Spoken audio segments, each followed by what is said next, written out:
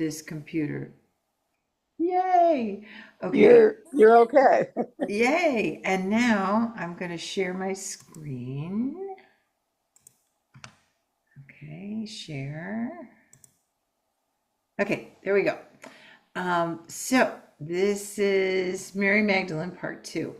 And I realized as I was putting it together that it's a little, I think it's a little hard to follow. So I please stop me, interrupt me, whatever, if it gets confusing, because of course I don't want it to be confusing. Um, so there we go. Okay. I do want to mention that last time I made the comment about there were so many Marys in the New Testament, and Amy Lee, I think maybe in the chat, made a really good point that probably the reason that Mary was such a popular name is because Moses's sister, Miriam, that's also Mary. I mean, it's just a different way of saying Mary. So it was probably incredibly popular as a Jewish name because, of course, Moses' sister was named Miriam, Yeah. Mary. Just like, of course, it's a hugely popular name with Roman Catholics because of the Virgin Mary. So I wanted to let you know that I thought that that was a really good catch on her part. So Mary, It Miriam, was.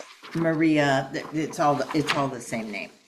Okay, so tonight I am going to talk about this new scholarship, and the scholar's name is Elizabeth Schrader Polczer. She is a professor at Villanova, and she uncovered these textual things that we'll be talking about while she was a graduate student, and she is an Episcopalian. Woo-hoo. So that's just a side note. Yay. Yeah, but yay. So I'm going to start by talking about two Marthas. There are two Marthas that are talked about in the Gospels. And from there, we will get into the Mary Magdalene piece. And I want to make it clear that much of what Elizabeth Schrader Polczer does is she takes real data, she takes things that you can see and know, and then extrapolates theories about them. So want to make clear that there's the facts and then there's the suppositions. I mean, I like theories, but I have no idea if they're true. Okay, the other thing I wanted to show you is we do have coming attractions. We do have Thursdays in November, and well, one in November and 3 in December, 7 to 8, where we'll be talking about Richard Rohr's book, which is called Preparing for Christmas. It's a daily meditation book for Advent. And Okay. it's not very big, you know, it's a little book. Has a little daily meditation. Let me see, I got it here somewhere. Yeah, here it is. So you can see it's not a big book. But Is that something that we read as we go along or read ahead of time? Good question. I think what we would want to do is, well, what we will do is we will need to. Mary, cease down. Okay. Oh, Get hi. the cat. Hi, Shelley. That, okay, Um, okay, now what? Start video. Yeah. Okay, and I'll put up your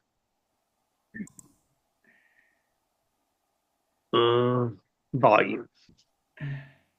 Okay, so we will, I think what we want to do is read the first week of the the Advent meditations and then talk about them.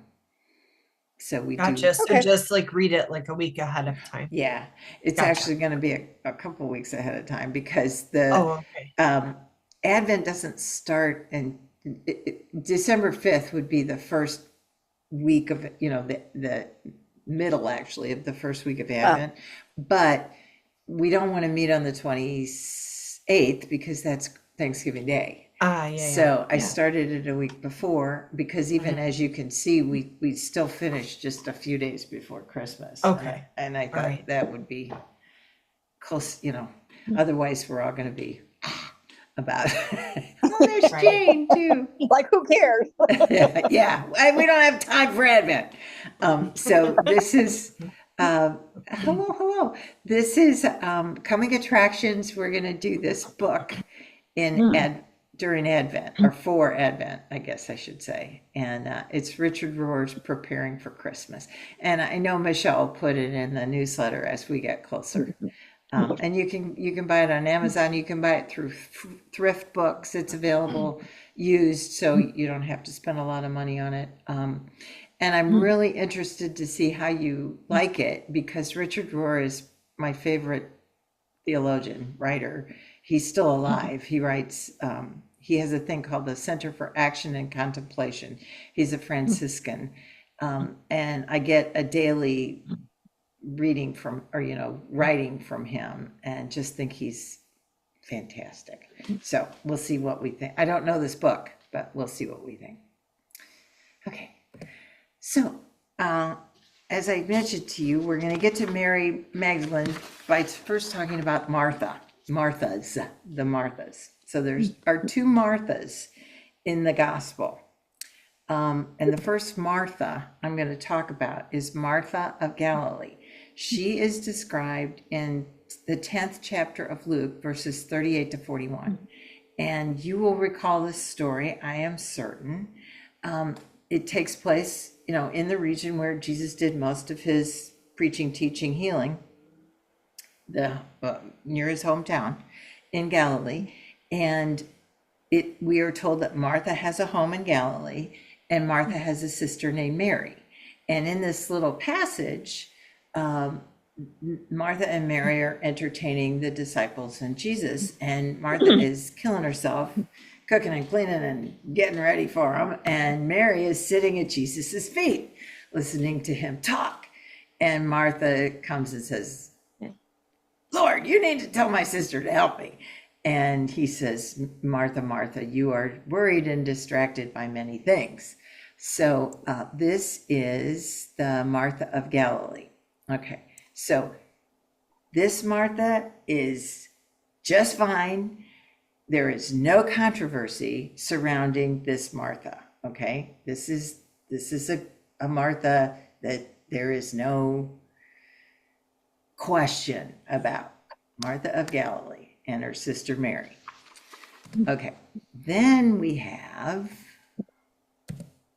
okay, no question. Then we have Martha of Bethany.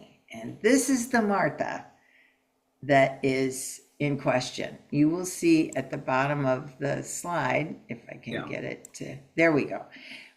The question is, was Martha of Bethany an addition to the Gospel of John? Did she ever exist, or is she a fiction?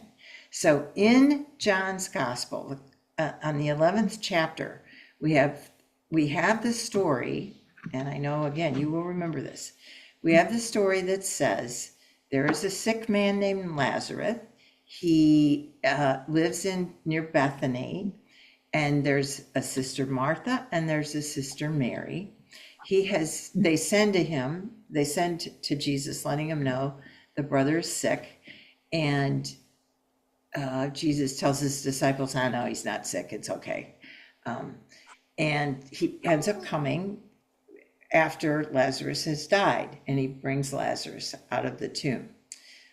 So that's the Martha we're talking about, the Martha that is in John's Gospel, chapter 11. Again, totally different Martha than the Martha we just talked about, the one that lives in Galilee.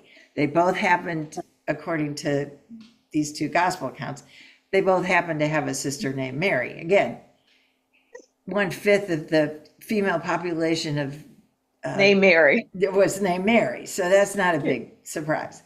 But this Martha has a sister Mary and a brother Lazarus who has died. Okay, so Elizabeth Schrader Polczer, this scholar I am telling you about believes that this Martha is a fiction. She never existed. And we'll talk about why she feels that way.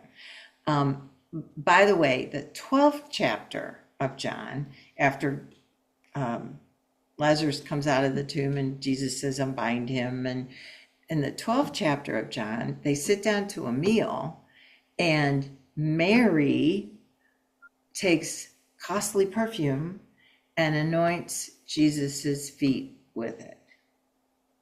Okay, so just FYI, because we'll get to that in a minute. All right, so why does Elizabeth Schrader Polczer think that Martha is a fiction? So Elizabeth Schrader Polczer was in her graduate program, and she was looking at Papyrus 66, which, thank you, Internet, all of these ancient documents now, many of these ancient manuscripts have been digitized, and you can pull them up on your computer. You don't have to travel to Egypt to see these things. So she was literally looking at this on her computer. The Papyrus 66 is the oldest complete Gospel of John, and that's all it has. It is just the Gospel of John, but it is a complete text, and it was written about 200, which is incredibly old. We don't have very many manuscripts of any kind that go back that far. If you recall, when we talked about the various Gospels, most of them are 4th century or later, and this is 3rd century, in fact, almost 2nd century. So it was discovered in Egypt in 1956, and it's real clear. You can see in the text that there are about 450 places where changes were made. Okay, so the text was unstable. We tend to think, oh, it was, a scribe sat down and wrote it, and somehow God was directing the pen or something. I mean, they had various versions. They were trying to figure out which version was truer and how do we combine these versions. And so it's not a surprise that there were all these corrections. So John 11, chapter 11, which is what we're talking about, the verse 1 said, there was a certain sick man, Lazarus of Bethany, from the village of Mary, and of Mary his sister. Okay, of Mary his sister in Papyrus 66 is obviously and clearly changed to of Martha her sister. So Mary is Maria. So the I, which is called a iota, was changed to a theta, which is a TH sound. So instead of Maria, it was Martha. And they changed the his sister to her sister. So it was originally, there was a certain sick man, Lazarus of Bethany, from the village of Mary, and of Mary his sister, and it became, there was a certain sick man, Lazarus of Bethany, from the village of Mary, and of Martha, her sister. Okay, so there was no Martha in Papyrus 66. Remind me never to preach on this one.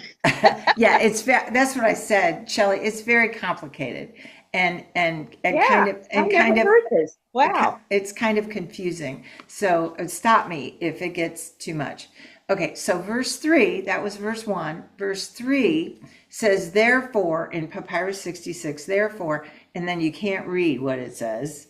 Therefore, somebody sent to him saying, and whatever it was originally, it was changed to the sisters. Therefore, the sisters sent to him saying, and the verb was actually changed from singular to plural. So it was either therefore Maria or therefore Martha sent to him saying, and they changed it to, the scribe changed it to the sisters. Okay. Now, in 1611, when King James authorized his version, English version of the Bible, the text reads, therefore his sister sent unto him, saying. So the text they were using had a singular sister, not two sisters, sending to Jesus, saying, the one you love is sick. Okay, so that gives evidence that, yeah, it was changed in Papyrus 66.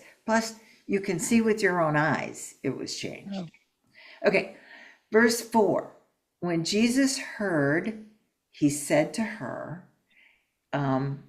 is the way it reads in Papyrus 66. Yeah. And the way we read it now is it's like he's talking to his disciples.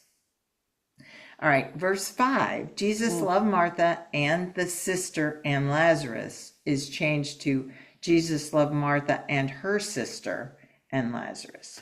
So, and it is in Papyrus 66, it does say Jesus loved Martha and her sister and Lazarus. And it doesn't look like it was changed. It doesn't look like it had been Maria and was changed to Martha. So Elizabeth Schrader Polczer's idea is the scribe that was working on this had two copies. One had Martha, one only had Mary. And at verse 5, the scribe decided, I'm going with a Martha. And so he stuck with Martha from 11:5 on. Okay, so if we only had this one instance of it, we could say that's kind of a leap, Elizabeth Schrader Polczer, but we don't. We have a bunch of other documents that provide evidence for this theory. So here are some more ancient sources. We have a thing called the Codex Alexandrinus, and it's from the 5th century, so sometime during the 400s. And John 1 says the village of Mary, his sister, and it's obviously changed to the village of Mary and Martha. So Martha is introduced again into this fourth document in the 400s where Martha wasn't there before. Okay, a guy named John Chrysostom, who was a big ancient father, patristic theologian, he died in the year 407. He says Jesus loved, it's not Lazarus and his sisters, it's Lazarus and his sister. Chrysostom thought, that's a mistake on my part. Chrysostom thought that Lazarus only had one sister. Okay, and then same, a little bit, no, it would have been around the same time, a thing called the Codex Corbiensis says Jesus loved Lazarus and Mary and Martha, his sister, and again the and Martha is clearly added. Martha had not been there. Codex Albertinus, which is much later, like the 11th or 12th century, the 5th verse is changed or says Jesus loved Lazarus and his sister. Nothing about Lazarus and his sisters. And in 1120, it's obviously changed. Maria is obviously changed to Martha again. So we have all this evidence of documents from the 3rd century to the 12th century where Martha keeps being added where she wasn't there before. So Elizabeth Schrader Polczer said she's now made it she travels all over the country talking about this, and she now makes her mission whenever she shows up in a city where she knows there's ancient texts, she goes and looks at them. So she was at Duke University and she found an 11th century manuscript where in John 12:2, wait a minute, I think it is, oh yes, I'm sorry, I told you that 12:2 says that Mary served the supper. It doesn't. Our version of the Gospels say Martha served the supper. Right. Yeah, Martha served the supper. Well, the 11th century manuscript says no, it's Mary who serves the supper and anoints Jesus. So this causes a hermeneutics dilemma about we can't make fun of Mary and Martha anymore. No, you missed it, Shelley. Mary and Martha, in Luke, is a completely different set of sisters than this. They live, Mary and Martha, the one who says, "Maker, help me," and Jesus says, "You're Mary." They live in Galilee. Galilee. They live in Galilee, and they don't have a brother. We were never told about. They don't have Lazarus. Lazarus. Totally different. Totally different sisters. So, and they're good. There's no controversy about them. The controversy is about she doesn't think there ever was a Martha in Bethany. Okay, we're in Bethany. Lazarus and Mary and supposedly Martha, the three of them live in Bethany. So totally different. So you get to keep your Mary and Martha about you're worried and distracted by many things. That is fine. Right name, wrong location. Right, exactly. Yeah. Okay. So that's the good news. All right. So I want to read this to you. Let me move us. I didn't mean that, but I'll move us here. This is our new Standard Revised Version, John 11, 1-5, which is what I've been telling you. So this is what we hear.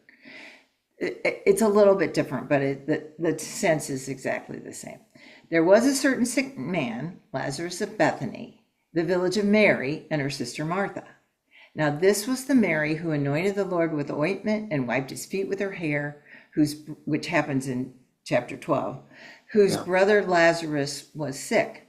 So the sisters sent to him, saying, "Lord, behold, the one you love is sick." But when Jesus heard, he said, "The sickness is not unto death, but for the glory of God, so that the Son may be glorified through it." Now Jesus loved Martha and her sister and Lazarus. Would you like to hear what Elizabeth Polczer thinks it actually says? Sure. Okay. If I can get it to advance. Why won't it advance? It's not coming up on my screen. There it is. Okay. Yeah, there. All right. So Do I hit something that will show me it's not on my screen? Can you see us? I can see all of you. I don't know, Shelley. It should be on your screen. Okay, down below, there's a Uh-huh. lovely picture of candles saying reconstructed John 11, verses 1-5. You can't You see see that, that? Shelley? I'll hit something that says more. Can you swipe, Shelley? Yeah, yeah. Okay. Oh, Uh-oh, we lost you visually. I'll get back on Okay. somehow. So let me read this to you. This is what Elizabeth Schrader Polczer thinks it really said, the original version. There was a certain sick man, Lazarus of Bethany, the village of Mary, and his... No, this is wrong. This is wrong. Yeah. This That's is right. wrong. This is what we've always been told it was. Mary and Martha in Bethany with Lazarus. Hold on. Let me read it to you. I've got it on my phone. This is so I weird. have it now. Well, it's wrong. It's so weird because I made this change yesterday and I thought I saved it and apparently I didn't. Okay, let me read it to you. And I'm going to get this out of the way because I don't want you to be distracted by what it says. Okay, this is the reconstruction of John 11, 1-5. There was a certain sick man, Lazarus of Bethany, the village of Mary, his sister. Now this was the Mary who anointed the Lord with ointment and wiped his feet with her hair, whose brother Lazarus was sick. Therefore Mary sent to him, saying, "Lord, behold, the one you love is sick." But when Jesus heard, he said to her, "The sickness is not unto death, but for the glory of God, so that the Son may be glorified through it." Now Jesus loved Lazarus and his sister. No Martha. There's no No Martha. Martha. No Martha. Martha is gone. Okay, so Lazarus and his only sister, Mary. So Lazarus' sister. So Lazarus's sister, Elizabeth Schrader Polczer says, was actually Mary Magdalene. Now, this is where, in my humble opinion, she goes out on a limb. Okay, I have no trouble believing that Martha didn't exist because we have lots of documents that show she was an addition, and lots of documents, people like Chrysostom who didn't even think she was in there. So, okay, I'm good with that. But was she Mary Magdalene? I'm not sure about that one, but it's a great theory. I love it. So her theory is Lazarus' sister wasn't just Mary, she was Mary Magdalene. So one of the reasons, one of the things that she says supports her theory is that the Gospel of Mary, which we've talked about, which is a 20th century, 2nd century document, did think that Mary of Bethany, Lazarus' sister, was Mary Magdalene, that it equates those two Marys. Okay. And then John 11:21-27, Martha says, "Yes, Lord, I believe that you are the Messiah." Remember when Jesus comes and Lazarus is dead and everybody's weeping and wailing, and Martha comes out to meet him and says, and this is important too, "Lord, if you had been here, my brother would not have died."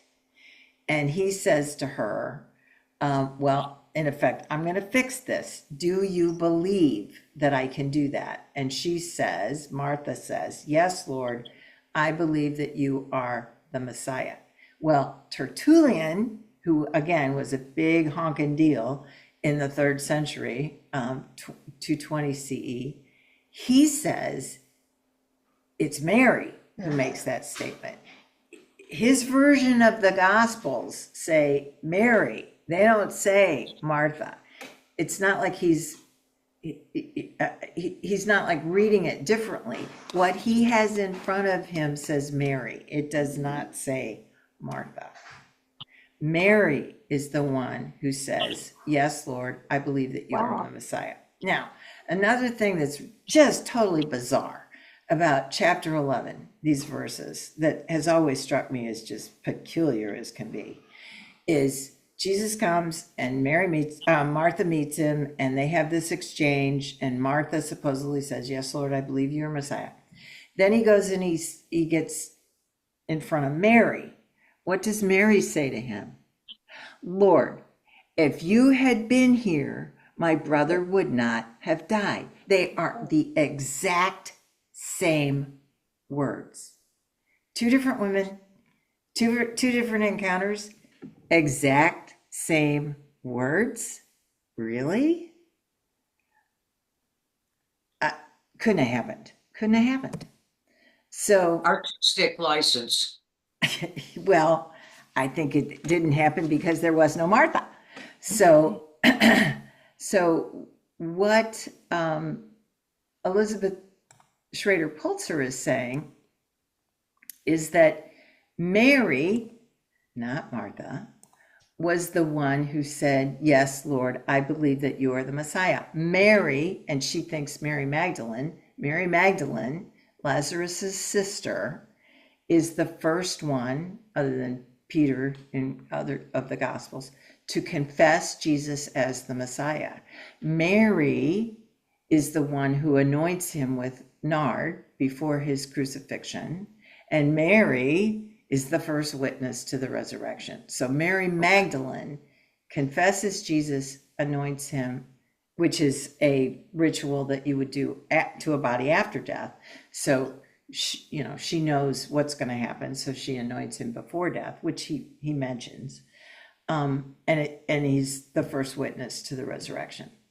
So why did Martha get introduced? Elizabeth Schrader Polczer says, so that we don't put so much emphasis on this Mary person. So Martha was created to distract us from this idea that Mary Magdalene was that big a deal. Because Mary was a problem. Mary Magdalene was a problem for people who wanted Peter to be the big deal. And if you recall in the Gospel of Mary, it's Peter, in fact, in several Gospels, it's Peter who is real opposed to Mary Magdalene. And in the 2nd century, when a lot of these, well, like it was the beginning of the 3rd century, the authority of women was being challenged. It was a really hot button issue. Can women be in charge of churches? Can women be prophets, etc.?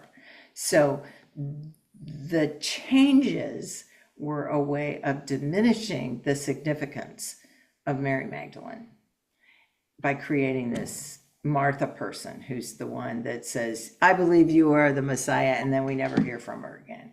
We know nothing about her. Sally, I'll never be the same after this.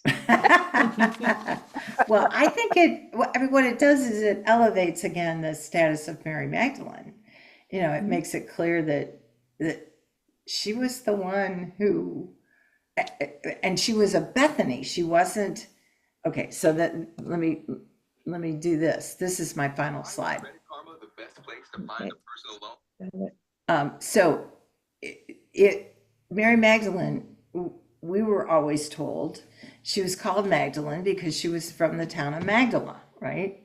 Magdala is in Galilee. So what do we do in saying that Mary Magdalene lives in Bethany, which Bethany, by the way, is within walking distance, short walk of Jerusalem. I mean, you literally can walk from Bethany to Jerusalem. It's 2 miles. Magdala is way up north in Galilee. It's a schlep. So is she from Bethany? Is she from Galilee? Well, Elizabeth Schrader Polczer is saying she's from Bethany. She and her brother Lazarus lived in Bethany, Mary Magdalene. And it has nothing to do with the town of Magdala. That the Gospels always refer to her as either Mary the Magdalene or Mary Magdalene. They never call her Mary of Magdala. And Magdala, the name of the town, means tower, because I think I mentioned this. It's a fishing port, and it had a tower in it. So St. Jerome, who lived 347, he died in 420, called Mary Magdalene Mary the Tower, or Mary the Toweress, and which I think is significant, because if you recall, Jesus nicknamed people sons of thunder, right? And Peter his name isn't Peter, his name is Simon, but Jesus called him Peter, which means rock. Petra is rock, so he was rocky. And our James and John guys were sons of thunder. So the thinking is, Elizabeth Schrader Polczer's thinking is, this was a nickname. It was Mary the Tower, not Mary of Magdala. And again, I mean, when you think about it, the people really close to Jesus, he nicknamed. John, James, Peter. Who did he take up on the mountain in the Transfiguration? John, James, and Peter. Who were his closest disciples? Those three. And Mary the Tower. They all had nicknames. So that is my presentation. I'm going to stop the recording. Let's see, because now we're just going to check. Hold on. How do I stop the recording? I think you did. I think you did? did. Yep. Oh, yeah, all we Because it see doesn't is say Sally's recording. face. No, I stopped Yeah. the share, but I don't know if I stopped the recording. Oh, here we go. Stop Well, recording.